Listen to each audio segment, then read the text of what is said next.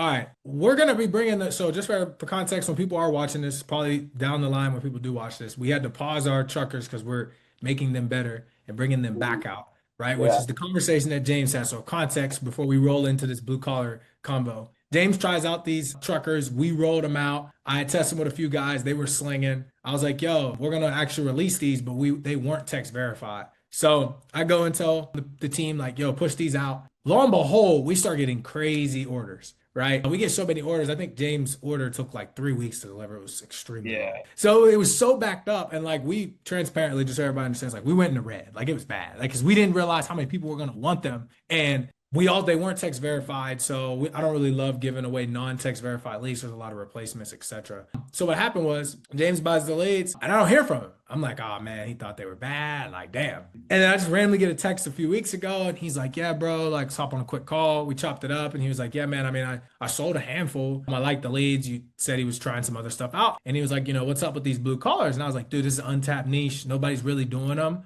I don't have like a whole lot of people on them, but I was like, bro, if you like truckers, you'll probably like this. And he told me a little bit about what he sold before. So, dude, I guess let's start here, bro. Like, talk about the lead at first, bro. Because like you're the first interview we've had for them. I want you to first talk about like your experience with the leads, the conversations, and then we're gonna get into the actual sale. Because the struggle that other agents have had with these that I didn't see you have was getting in contact with them, which blows my mind because you have way less time to dial than these other people do. And just the conversations, man, seemed like they couldn't get over the fact that it was just life insurance and that they were struggling. But like, dude, you were killing it. So first, talk about the leads, bro, in themselves, like a little bit about the demographic. You've obviously kind of talked to them in your, previous role or job. But yeah, just take it away from there, brother. Well, do you kind of want me to just like talk about like how they are like on the phone? Yeah, yeah, just anything, bro. You can talk about how they are on the phones, and then we could transition into like your script, what you're saying on the intro, how you're building value. What are you typically closing these people on? Is it IULs? Is it whole life,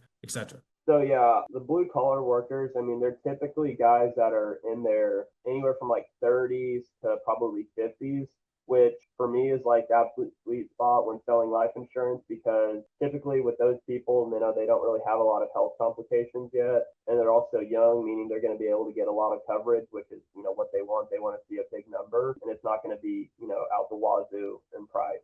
So when I do the blue collars, it's I think every single one I sold was an IUL because again they're all able to qualify for it, and they're able to get a big coverage amount which they want, and they leave happy with the price. So yeah. Dude, 100%, bro.